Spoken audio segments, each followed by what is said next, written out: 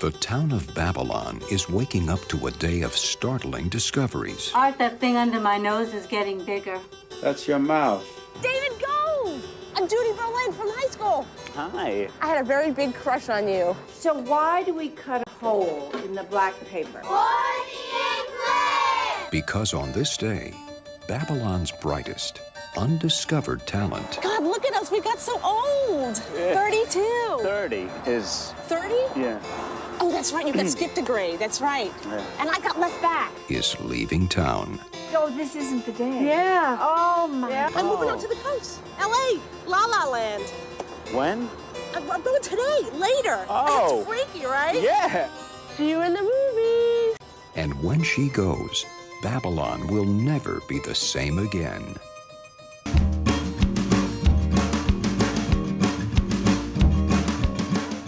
That was a soundbite from Judy Berlin, which was written and directed by today's guest, Eric Mendelsohn.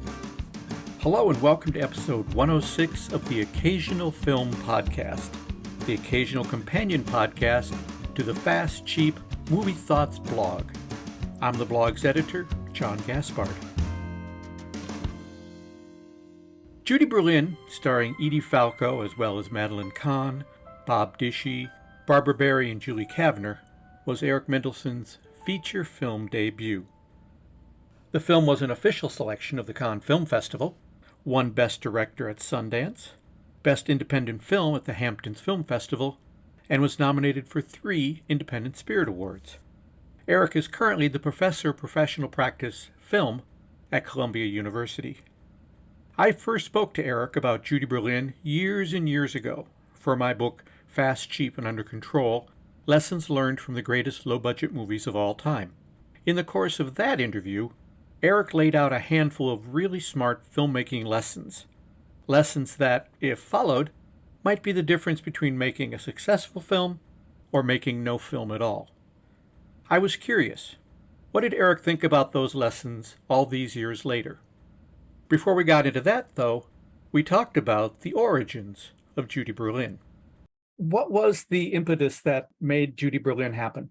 It's answerable in a more general way. When I get interested in making a script or making a film, it's because a group of feelings and images, almost in a synesthesia kind of way, come together. And I get a feeling and I say, oh, yeah, that would be fun. And for Judy Berlin, the set of feelings were definitely having to do with melancholy, hopefulness, the suburbs, and my intimate feelings about them being a special place that I hadn't seen represented in the way I experienced them.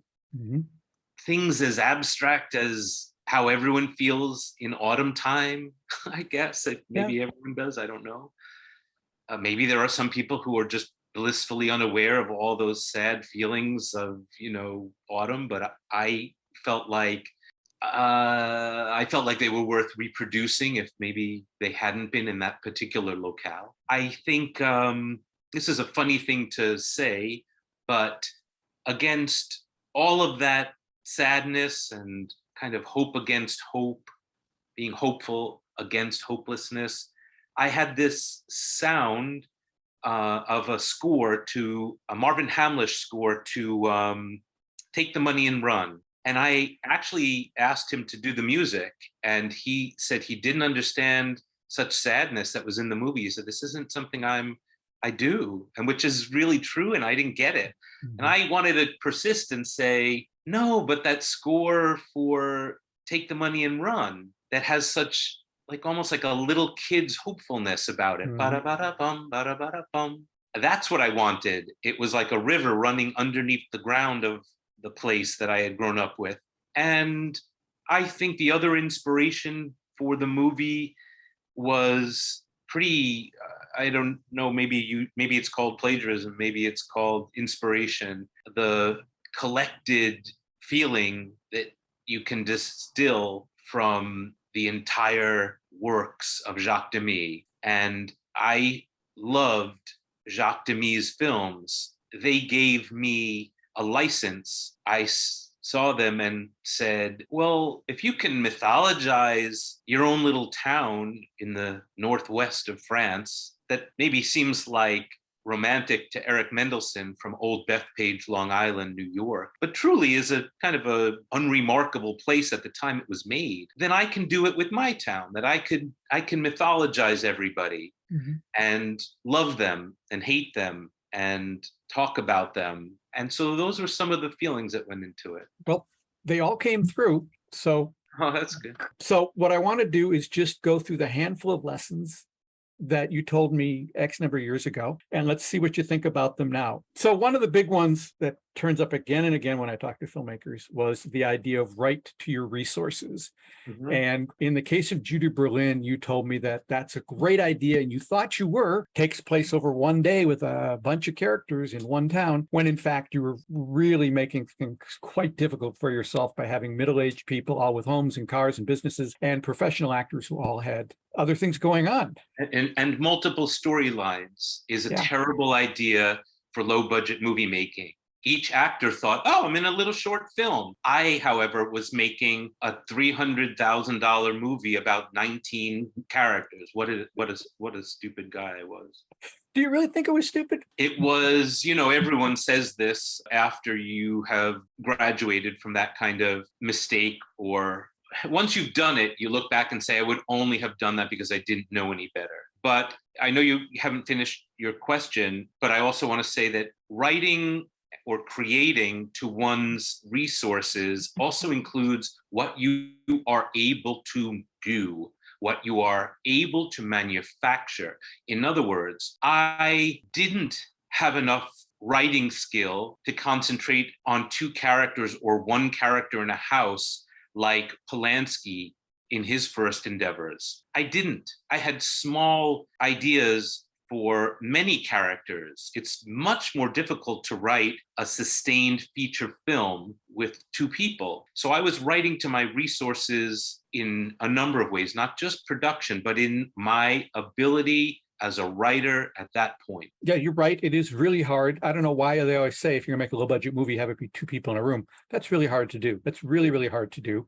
And the idea of let's just tell a bunch of stories does seem easier. And I've done that myself a couple of times. And it is, for low budget, easier in many respects. My stuff is super low budget, so no one's getting paid. We're doing it on weekends. And you can get some really good actors to come over for a couple of days and be really great in their part of the movie. And then you put it all together. Another advantage is if you have multiple stories, and I learned this from John Sayles in The Return to Secaucus 7. He said, I couldn't move the camera, so I just kept moving the story.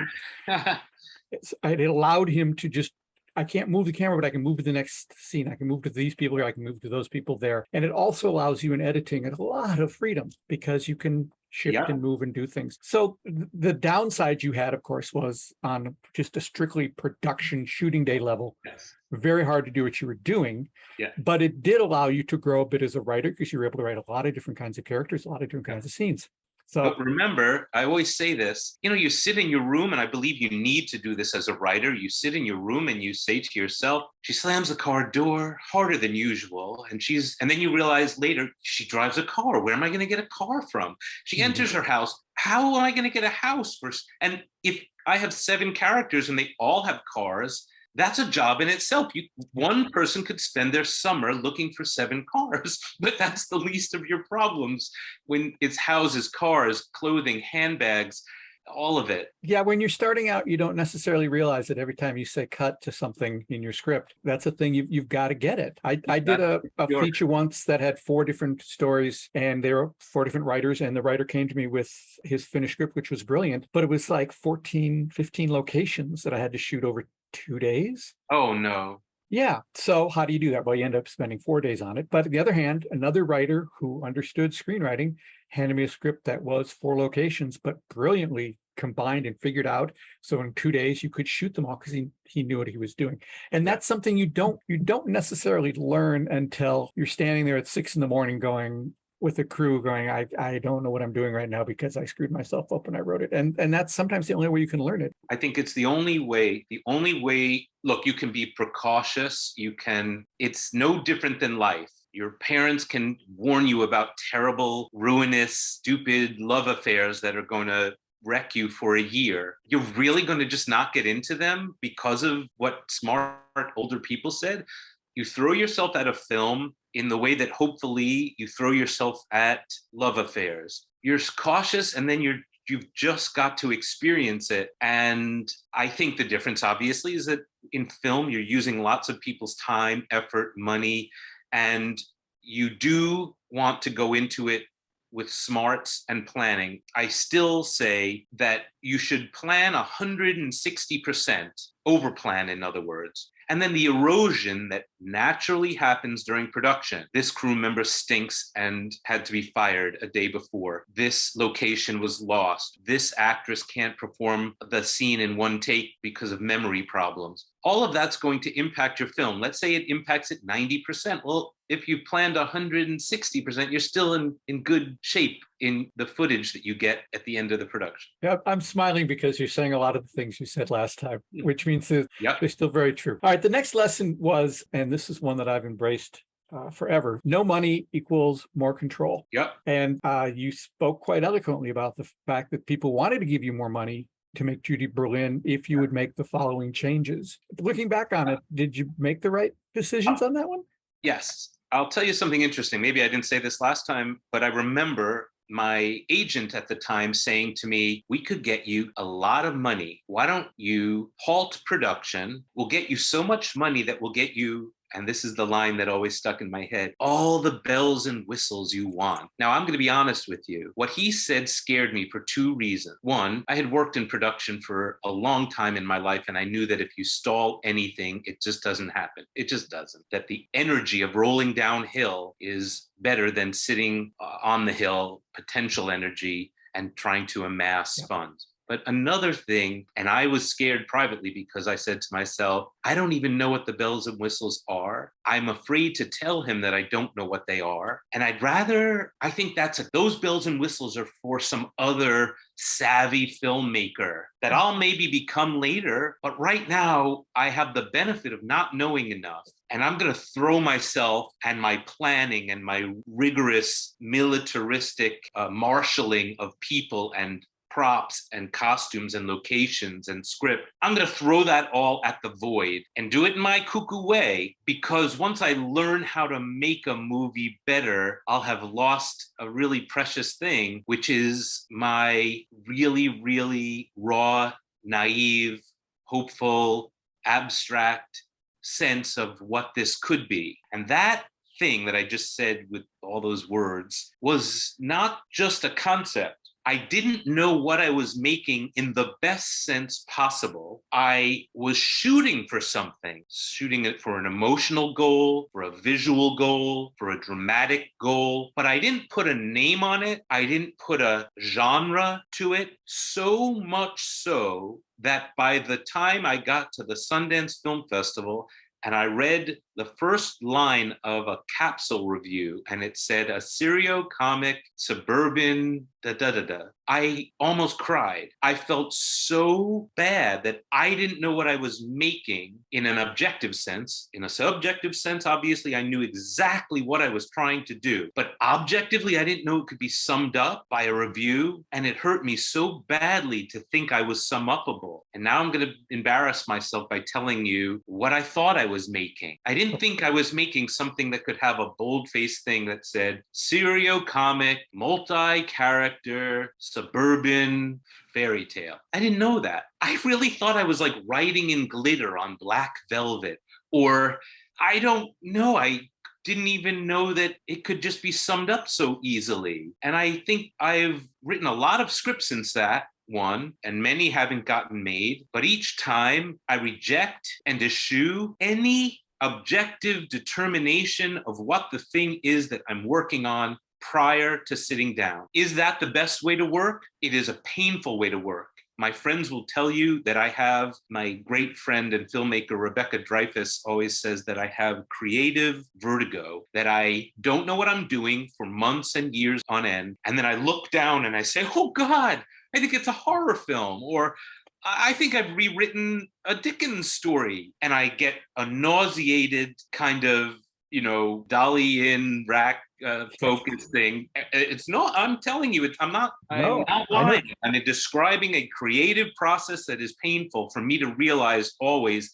later on what I'm doing. And I still hold that's the only way I can do it. I will not go into a screenplay and then a film saying it's a serial comic, black and white, multi-character, suburban. I was like, who wants that? I go in thinking I'm making something that I don't know, that no one's seen before, and then we'll see what they think. You know, we are very similar, you and I, in that regard. In addition to low budget filmmaking, as I've gotten older, I've gotten into novel writing and mystery writing, which I enjoy. And the parallels between independent publishing and independent filmmaking are really close. And one of the things that people say all the time in independent publishing that I back away from is you have to write to market. You have to know who your audience is, what they like, and write a book for them. And I can't do that. Yeah. I can write a book for me that, you know, if I slip into dementia in 20 years and read it, I won't remember writing it, but I would enjoy it. Yeah. Because all the jokes are for me and all the references are for me. I agree. I think you're doing the exact right thing according to me. And you'll be happy to know, because I teach at Columbia's film grad school, we have an unbelievable group of alumni, people, you know, like, Jennifer Lee, who created Frozen, and the people behind Making of a Murderer and Zootopia, and literally Lisa Cholodenko. And all they ever say when they come back to speak to our students is nobody wants a writer who is writing to the industry. They want something they haven't seen before that is new, fresh, odd, and still steaming, out of the birth canal. Yep. The corollary to that I tell people who are writing and also people who are filmmakers who want to work that way is the more you can take economics out of the process, the more you're able to not need to make money from what you're doing. Yeah. The happier you're going to be, because every movie I've ever made has never made money, and it didn't matter. Yeah. That wasn't the purpose. The purpose was, oh, this is an interesting idea. Let's explore this with these 12 actors and see what happens. But if you can take economics out of it, you're completely free. You're free. And I'll tell you what I know. Again, it's just a perspective, one person's perspective. But everyone, you want to leave on the earth some things that you felt good about, whether they're children or ethics or some civic thing you did for your town or a movie. And all the people I know who made tons of money always are talking about coming back to their roots because they're so unhappy. Like, yeah. I get it. And all these actors who want to do work for no money, it's because they feel like, well, I made a ton of money, but I didn't get to do any of the stuff I really care about. I remember in my first real attempt at filmmaking after film school, a short half-hour film that starred the late Ann Mira and Cynthia Nixon in an early film role, and F. Murray Abraham did the voiceover, and I was 20-something years old, and the film did very well, and it was just a half-hour movie, and we showed it at the Museum of Modern Art. And after the screening, a woman came up to me, and I don't remember what language she was speaking. She was Asian, and she tried to explain to me what the movie meant to her, but she spoke no English. And she kept tapping her heart and looking at me. And Ann Mira was standing next to me, and she kept pointing and then making a fist and pounding her chest and pointing to like a screen in the air as if she was referencing the movie. And then she went away. And Ann Mira said, "Listen to me now. It will never get better than that." And I understand completely. For the movie I made after Judy Berlin, which is called Three Backyards, and a movie I produced and co-wrote after that called Love After Love, I didn't read the reviews. Who cares? Yeah, no, that's a pretty special experience, and good for her to point that out to you. Her husband, in a bar after a production of The Three Sisters, told me that this is pretty common. This is Jerry Stiller, the late great comedian, said to me, I was about to tell him what the New York Times had said about his performance. And he said, no, don't. Because if you believe the good ones, then you have to believe the bad ones. And I've since know that is something that's said a lot. But if a review isn't going to help you make your next movie, then don't read it. Marlene Dietrich, in my favorite last line, paraphrased from any movie, gets at why criticism is unimportant for the artist. In the end of Touch of Evil, she says, "What does it matter what you say about other people?" It's just, you either do, or they did to you, or you experienced, all that garbage of what people say, it goes in the trash. No one, except for maybe James Agee's book. There's very few film criticism books that people are desperate to get to, in 50 years. But you take a bad movie. I watched some summer camp killer movie the other night, and I thought, I'd rather watch this than read what somebody said about this movie. Yeah. I'd rather watch somebody's earnest attempt to fling themselves at the universe than a critic's commentary upon it. Yeah. Anyone who gets up at 5 a.m. to go make a movie has my respect. And I don't even, on the New York Times online commentary site, I refuse when it's about artwork to comment, even anonymously. Nope. No. Okay.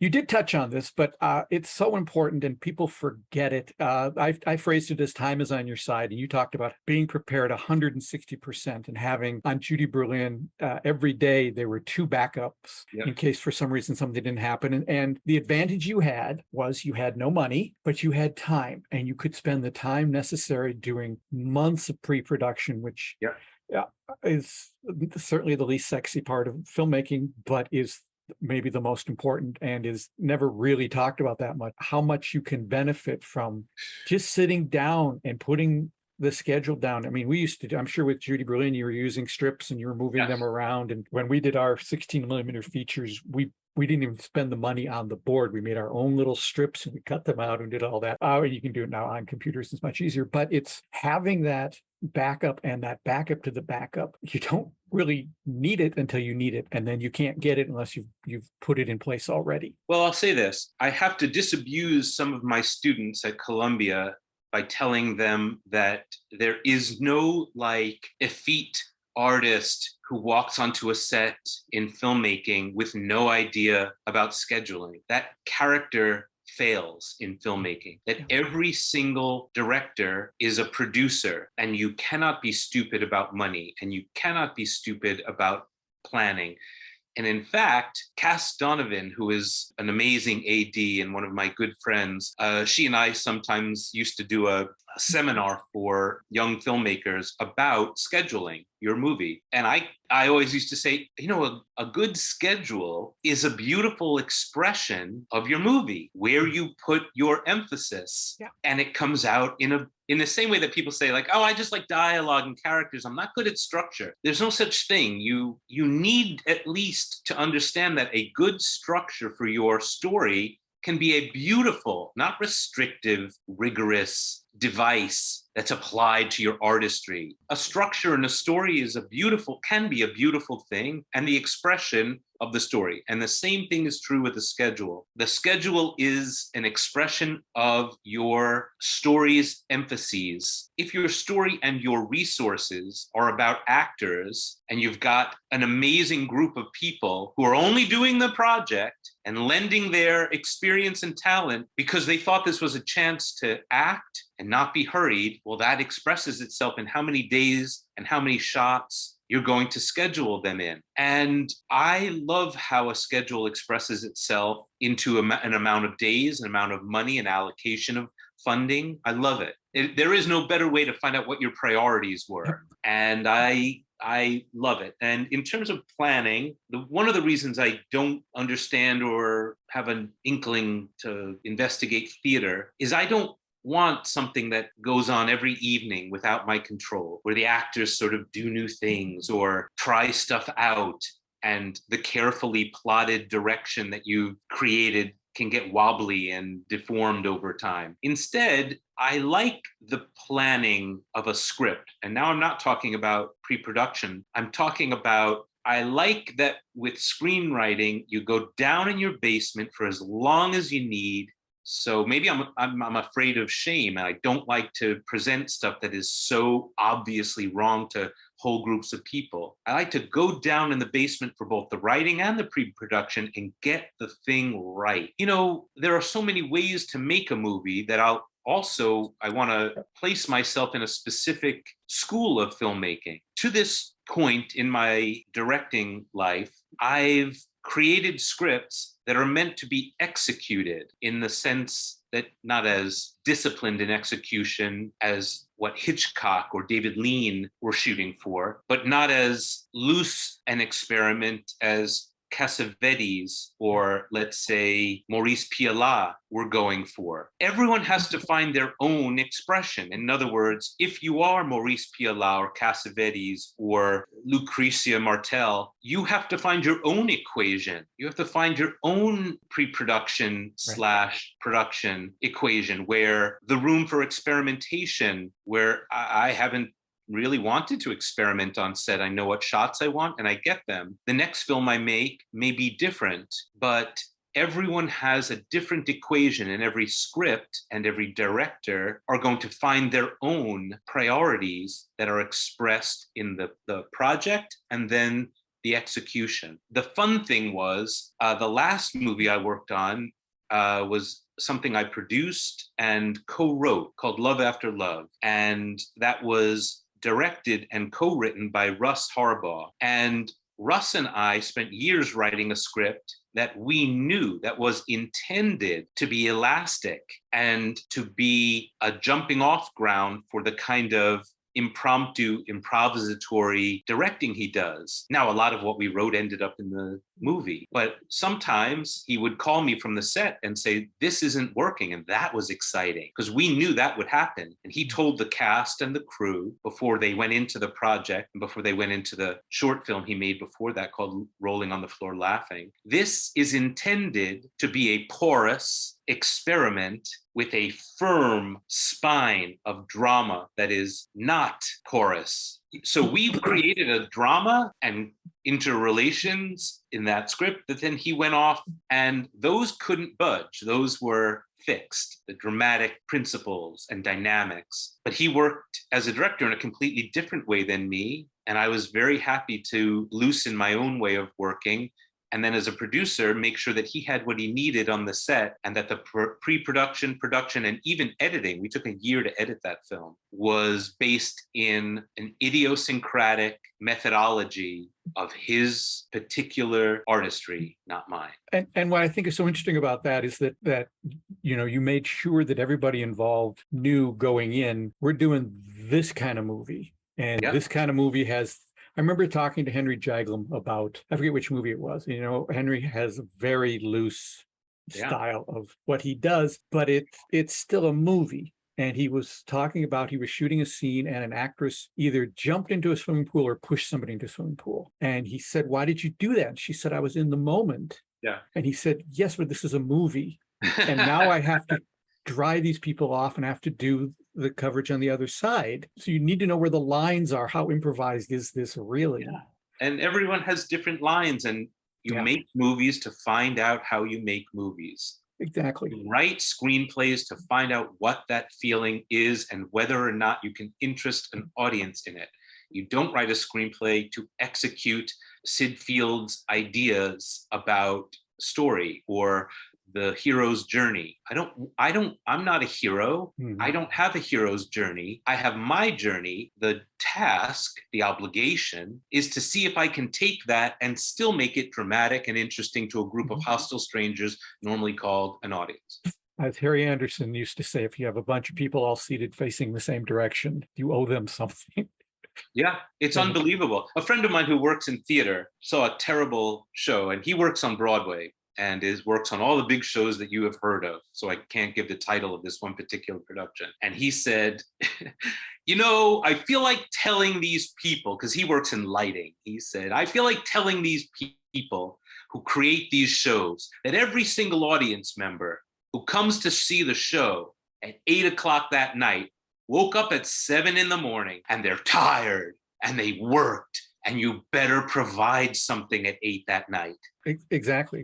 I remember talking to Stuart Gordon, the guy who made Reanimator, and he was big in theater before he got into horror films. And he said, we had one patron who always brought her husband, and I'll say his name was Sheldon, I forget what the name was, and he would consistently fall asleep during the shows. And my mandate to the cast was, our only job is to keep Sheldon awake. Yeah. That's what we're there to do, is to keep Sheldon alert and awake. Yeah. And I think of that all the time as you're watching something on film, you're going, is that going to keep Sheldon awake, or is that just me having fun? Now, you didn't ask this question, so it's probably not apt, but a lot of students, or not a lot actually, but some students will say to me like, well, why do I have to know the history of movies? Why do I have to know that when I'm going to create something new? And I just think, because you're not, because because there is a respect for a craft, forget the art, of people who have been doing this for ages. And to not know it puts you in the position of the only person on set who doesn't realize that every single crew member is a dramatist. The script supervisor is a dramatist. The set decorator is a dramatist, the costume designer, the cinematographer, the producer. So sometimes my students in directing will say to me, well, I thought this shot was interesting. And I say, okay, you may think that's interesting, but I'm going to tell you something scary right now. Your producer and your editor will know immediately that you don't know what you're doing and that won't cut. It is not a secret, this thing you are doing, this skill. So learn what other people, what the expectations of the art form are, please. And then build from them and break rules and expand, but don't do it naively. Yeah. When I wrote the first book, it was because I'd done an interview with a couple guys who made a movie called The Last Broadcast, which came out right before Blair Witch, had a similar process to it. And one of them said to me, he said, in talking to film students, one thing I keep seeing is everyone wants to reinvent the wheel. Yeah. And that's why I put the book together, because here's all the different lessons that you're going to end up learning one way or another. You might as well read them now. And like you say, not find out that won't cut, because it won't cut. Yeah, it just won't cut. All right. You did touch on this lesson earlier, just in passing, but it's a good one. And it's sometimes a tough one. And I just called it Fix Problems Quickly. And it was about if there's a crew member who's not part of the team, it's easier to get rid of them 2 weeks out than 2 hours into the shoot. Yep. It still holds, and it happened on the film I made after Judy Berlin as well. Someone who had worked on Judy Berlin came onto the new production of Three Backyards, and I tried my best to keep this untenable relationship working. But like a rotten root on a plant, it started to rot everything around it. And everyone would like to be the well-liked captain of the ship, but that also means firing crew members sometimes. We had a very, very big key position on that film, and we had to lose them a week before we shot. I'll tell you something else about Three Backyards. It was a week before we shot. Is it okay that I talk about that film as Absolutely. We're talking about what you've learned. Yeah. So after Judy Berlin, I made a film called Three Backyards with Edie Falco and Elias Koteas and a host of other people, a very strange movie. It was, I'm not joking, I haven't said this, so not that this is some big reveal that anyone gives a shit about, but a week before we shot it was called Four Backyards. I've never told that because I didn't want anyone to watch it with that mindset and start to say, and we even kept the crew quiet and said, please, we don't want this to get out that it's, and I cut an entire storyline a week before shooting. Now, when I tell you that there was an actor, a very amazing actor in that storyline, The Fourth Backyard, who I had to call, who was already driving around on his motorcycle in the location, going to visit places that had to do with his storyline, costume fittings, everything had been done, locations we had gotten. I had to call them and say, we're cutting your character and that storyline. It was still to this day unbearable. I don't expect, the guy is very well-known and successful and, has done far more important things than my little movie. But I still feel guilty to this day. I feel nauseous to this day that I did that I had to do it. We got to a point where it was clear the expression of the film called Four Backyards would be running through one take per shot, per setup, and running through with no time to work on the characters, no time to give these amazing actors, what they wanted. We'd be run and gun. And I just said, I'm not this old, to making this movie so that I can relearn terrible lessons and put these actors through that kind of experience. So I cut an entire storyline that was dragging down this buoy, let's say, in the water. And then once we cut it off, and of course, I don't mean the actor or the potential performance. I mean the production. Oh, yeah. Once that fell to the bottom of the sea, the buoy lifted and bounced and righted itself. And I lived with that decision, knowing I did the right thing, but that it was hard. We also lost one of the key, we lost our production designer, I would say about 15 days before shooting. And that was another of those kind of decisions where I said, get it done now. I will say this also, on Three Backyards, there was a crew member who had the minute I shook hands with them, I knew this is that kind of poisonous, sniping, inconsolable wretch. But I leave those decisions to department heads. And that's not my job to get in and say, this person seems awful to me, but that's my feeling. They worked for about, let me phrase this carefully. They worked and became exactly the problem that I had predicted. They initiated a work stoppage that was uncalled for, unprofessional, and everyone was aware. They pretended not to know what location we were going to next and didn't show up. We were delayed, I think, 40 minutes on a low budget movie. 40 minutes is unsustainable. And I will just say this. I had to make the decision, because we were so deep into the film, whether or not firing that person would cause such bad feelings in the remaining crew or free us up in a way that was similar to what I described earlier. Yeah. I decided to keep the person, and it was, I believe, the right decision, because we were close enough to finishing the film that I believed I would no longer reap benefits from firing them. And that leads me to a sentence that I probably told you when I was 20 or whatever, how old I was when I spoke to you. I'm now 57. On a movie, you want to be effective, not right. In other words, a decision that is morally right on a film, which is a temporary, collapsible circus tent where strangers get together and work for a month, being morally right can hit the main pole of that circus tent really hard and collapse it. You want to be effective, not right. The right decision in a movie is the one that gets forward motion. In that particular case, I took my revenge out later. I kept the person. I bit and swallowed my pride and said, I'm so sorry. Let's negotiate. How can we make you happier? However, after we finished production, my more powerful friends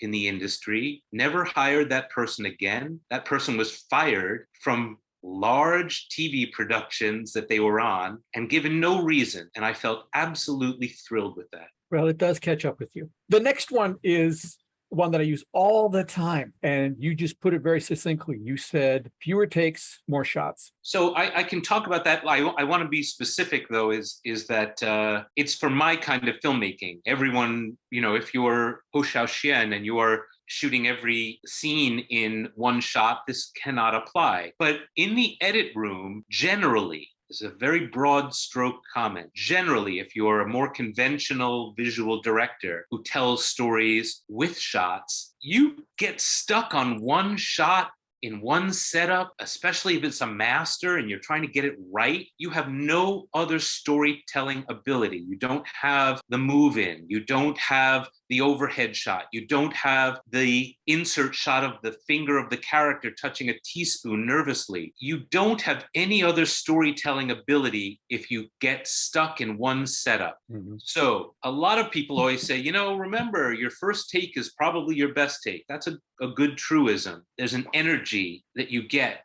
from nervous actors, nervous camera operators in a first take. So sometimes your first take has a great spontaneity about it. Sometimes it lingers for a second or third take. The idea that you are going to beat that dead horse into the ground with subsequent takes going up through 13, 15, 19 to get something perfect flies in the face of the actuality, which is that editing, performance, the rhythm of the eventual scene through shots and takes creates what the audience experiences. That the idea of perfection is a great way to flatten your actors, kill your dialogue, ruin your scene. It's like when I first made a pie ever in my life, nobody taught me, and I looked at a book, and I was preparing a meal for a woman who was coming up to her country house, and I was upstate using the house. And I thought to myself, as I carefully cut the butter into the flour and created a little pebbly,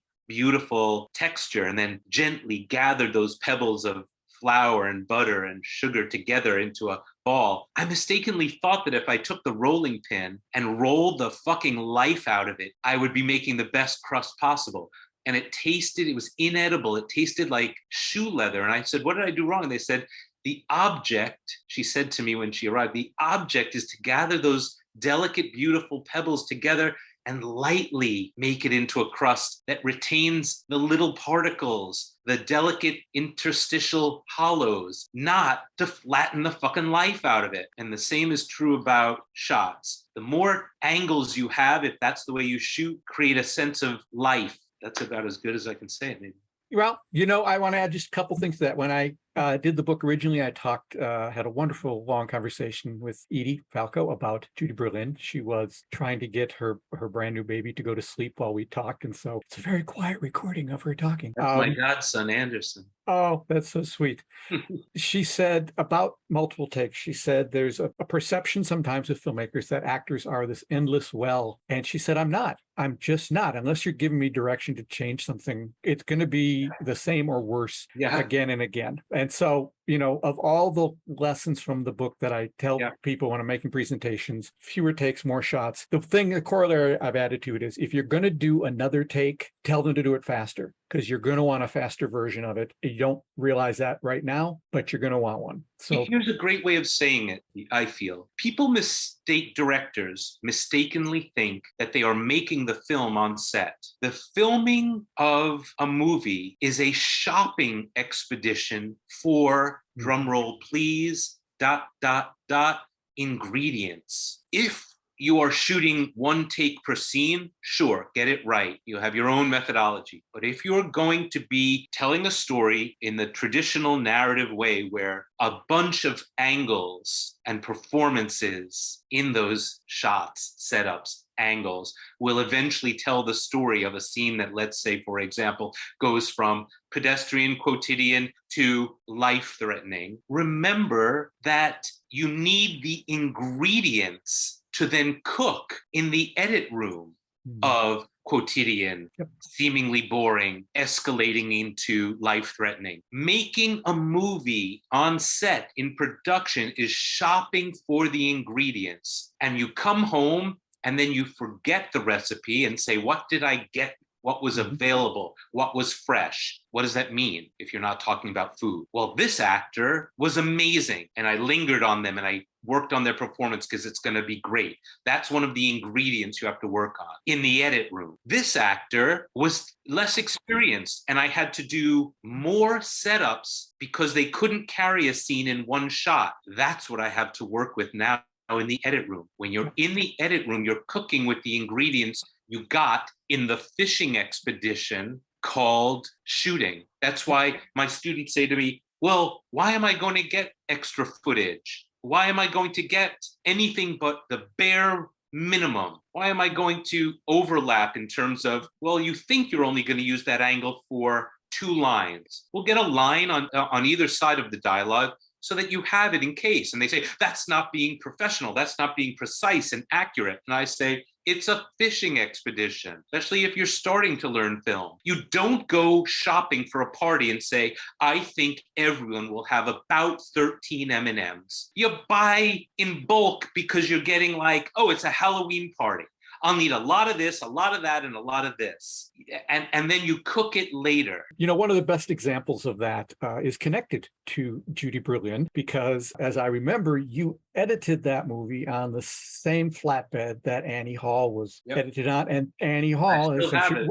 Yeah. You still have the cool. I still have it because the contract I made with Woody Allen was that if no one ever contacted me for it and I bore the expense of having to store it, I would keep it. And so I've got it and nobody ever asked for it. Nobody uses it anymore. Of course not. But the making of that movie is exactly that. They had a lot of ingredients and they kept pulling things away to what was going to taste the best. And all of a sudden, this massive thing, I was just talking to another editor last week, and so I pulled out the Ralph Rosenblum's book. Oh yeah, I was just going to mention best book on editing ever. Although Walter Murch's book was quite good, but this is much more nuts and bolts. And much more about slapping stuff together to make art. That one lesson of don't spend all day on that one take over and over and over. Let's get some other angles is. I'll tell you what happens. I may have said this in our first interview, but I will tell you from the inside what happens. It's terrifying. And if you start with a master, a director can get terrified because to move on means more questions about what's next. Was it good? And you can get paralyzed in your master shot if you're shooting in that manner. And then the actors aren't doing their best work in the master, especially if it's a huge master where there's tons of stuff going on. They're going to give you some better performance if you intend to go in for coverage. And you, by the time you do that, you may have lost, their natural resource. They might have expended it already. I've been in that situation where I got lost in my master, and you almost have to take a pin on set and hit your own thigh with it and say, wake up, move on, move on. Yeah. All right. I got one more lesson for you because I'm keeping you way too long. It's a really interesting one because it's when I talked to Edie about it, she didn't know you had done it. And she thought, well, maybe it helped. But Barbara Barry played her mother and Judy Berlin. They had never met as actors, as people. Yeah. And you kept them apart until they shot because you wanted a certain stiffness between them. Yeah. And I just call that using reality to your advantage. What do you think about that idea now? Edie isn't someone who requires it. She's one of the best actresses in the world. And Barbara Barry wouldn't have needed it either, I'm sure. She wouldn't have. But I do think look, this is a funny thing about me and my evolution from Through an Open Window, which is the half-hour film, to what I'm writing today. I always thought that film was interesting in the same way that I thought military psyops were interesting, that you could control or guide or influence an audience's experience of the story in ways they were unaware of.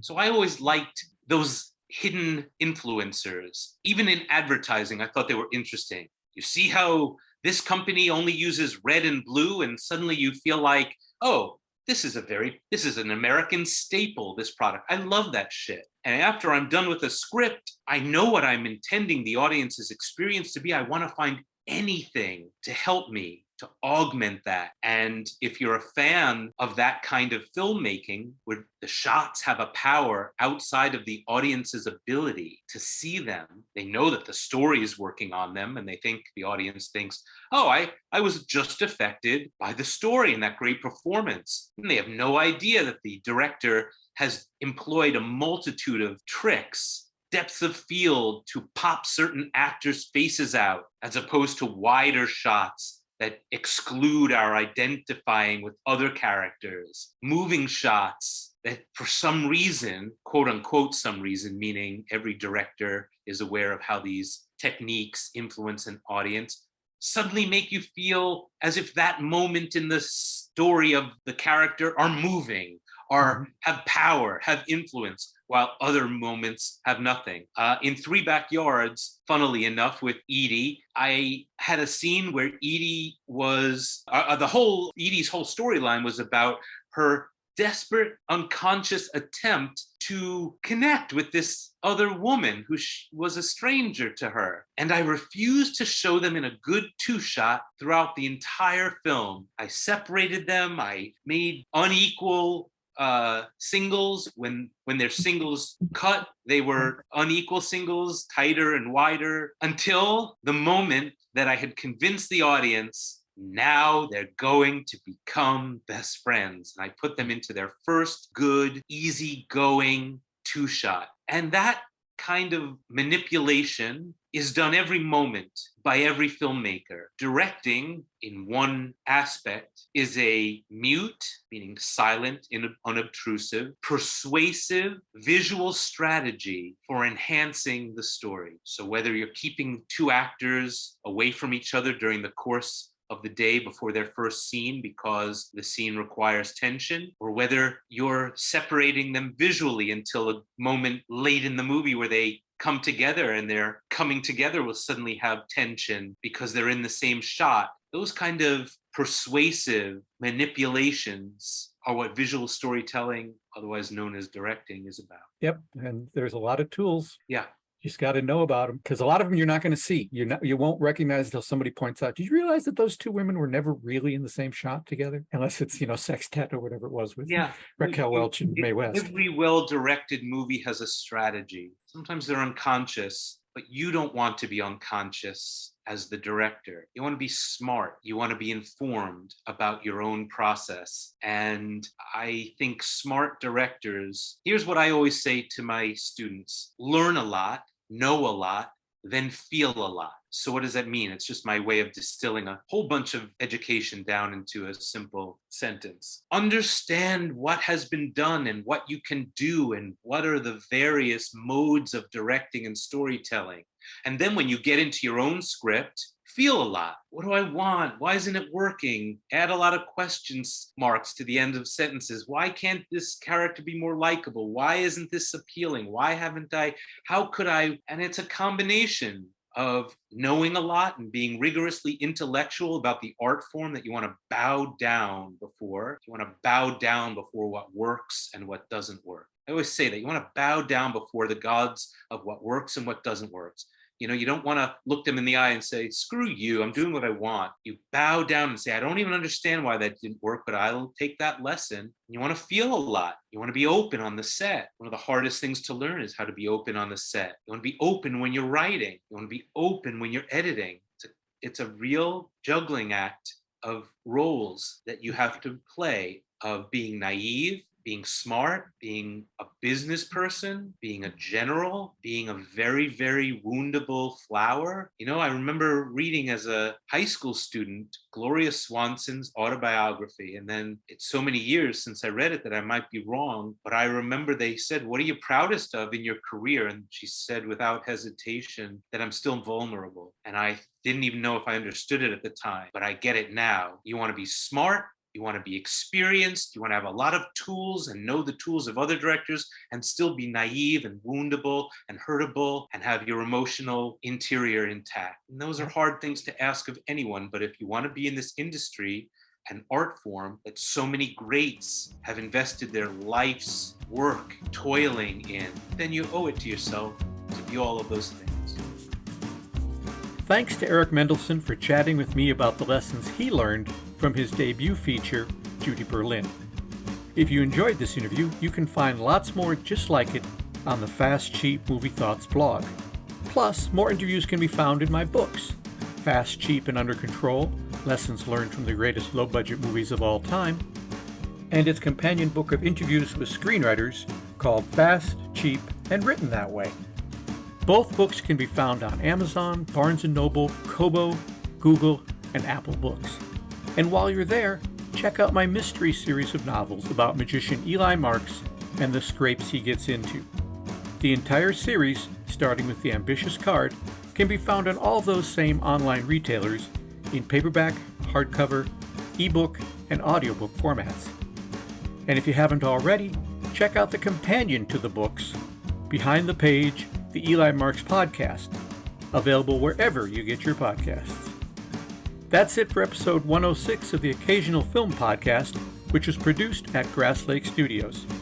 Original music by Andy Morantz. Thanks for tuning in, and we'll see you occasionally.